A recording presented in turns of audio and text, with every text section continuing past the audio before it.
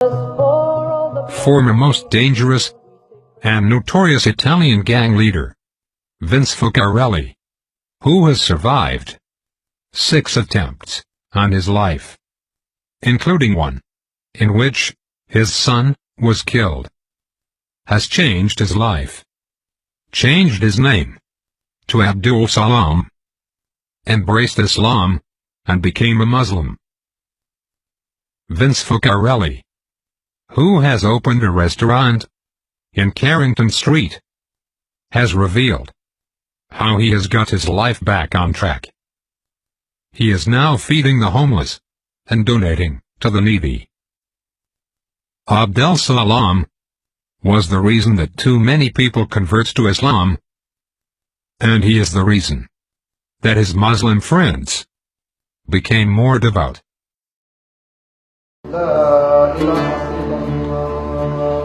So has his Islamic faith.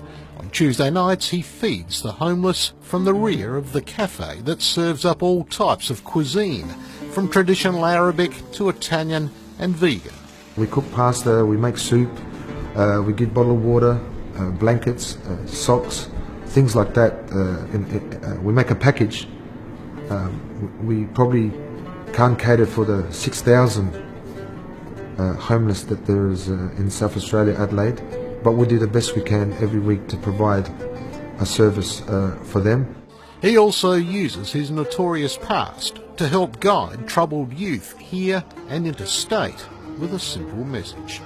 It's an evil way to live, and with evil comes evil, you know. And with evil and stuff like that, Frank, a lot of people suffer, not just yourself.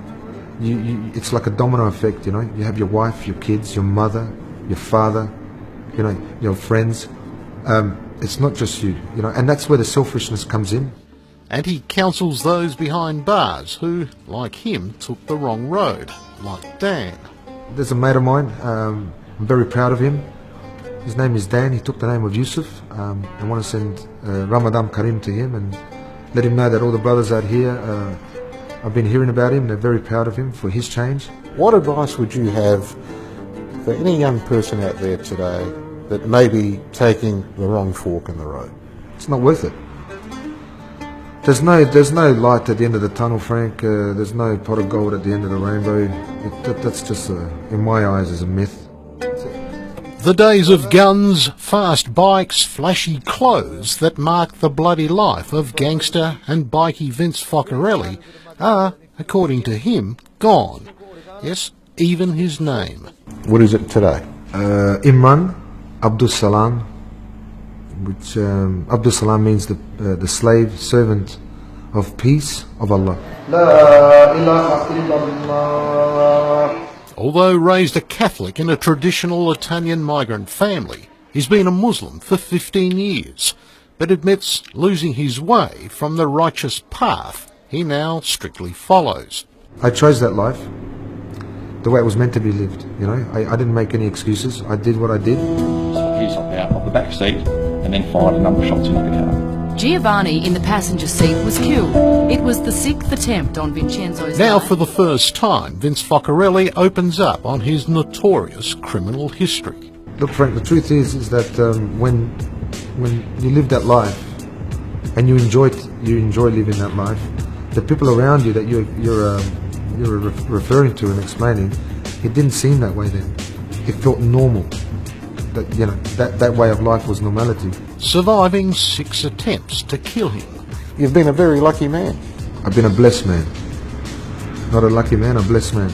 Both Focarellis were hit several times. The shooting murder of his stepson Johnny. Did you feel that you wanted to take some kind of revenge, retribution? Absolutely. For those? Of course, Frank. But I think that's for everyone would have that first instinct, you know.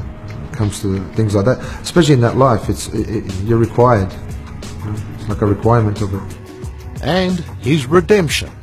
You could never go back to that. Never, Frank.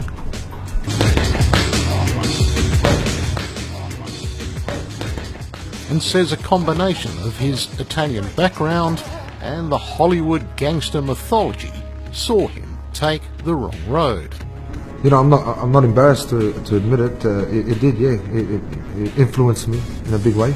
It led him to motorcycle gangs like the Hells Angels, the Comancheros, and then his own New Boys gang, setting up office in a tattoo parlour where violent rivalries often spilled into Hindley Street. Do you think at the time perhaps it was a rather selfish road to lead? Without a doubt.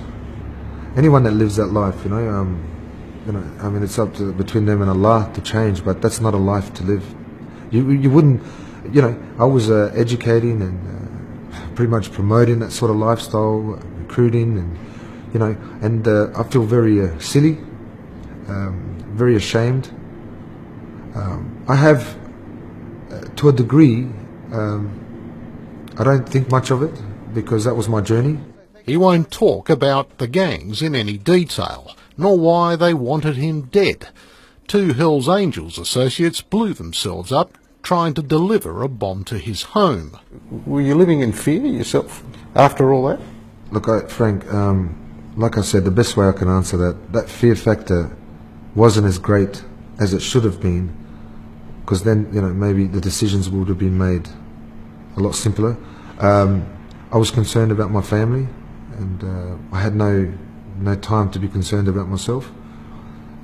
I chose that life, like I said, and whatever came at me, I took it on the chin for myself, but the concern was for the family. But his family did become targets. Police say the video leaves no doubt that Focarelli knows who killed his son. He is not cooperating whatsoever. While sitting in a car, Vince and his stepson Johnny were hit by a hail of bullets.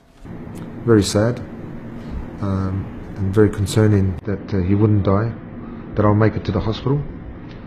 Were you telling him that while you were in the car? Was he conscious or? I was telling myself that it was okay, that he's just unconscious and everything will be okay. And I was talking to him, obviously, and I didn't want to believe that that was it. Johnny was dead by the time the ambulance reached them. Vince was badly wounded. Was that the sort of turning point in your life, you think? No. It wasn't? I have to answer you honestly, Frank. I was very angry and, you know, and frustrated at the situation. Did you have feelings of revenge?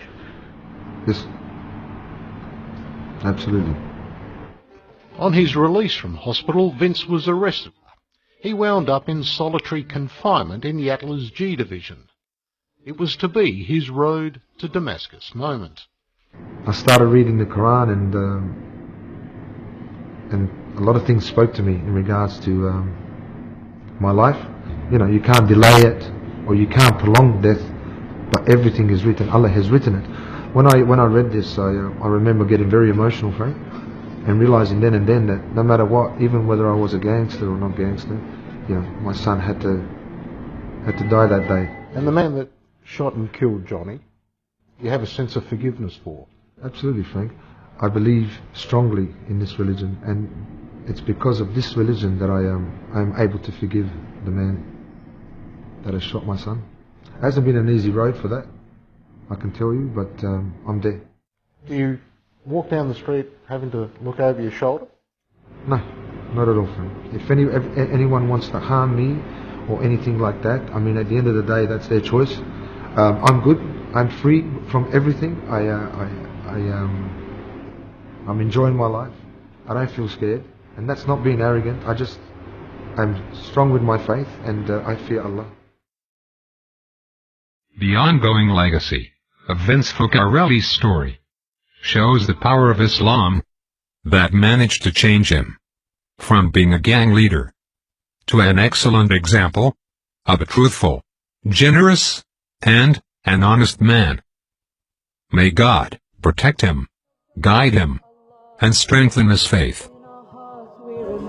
Allah is more exalted than heaven and earth. His treasure more important than the greatest of the war. Allah is greater than any praise of men. So in word and deed and prayer we say, Allahu Akbar, Allahu Allah, Allahu.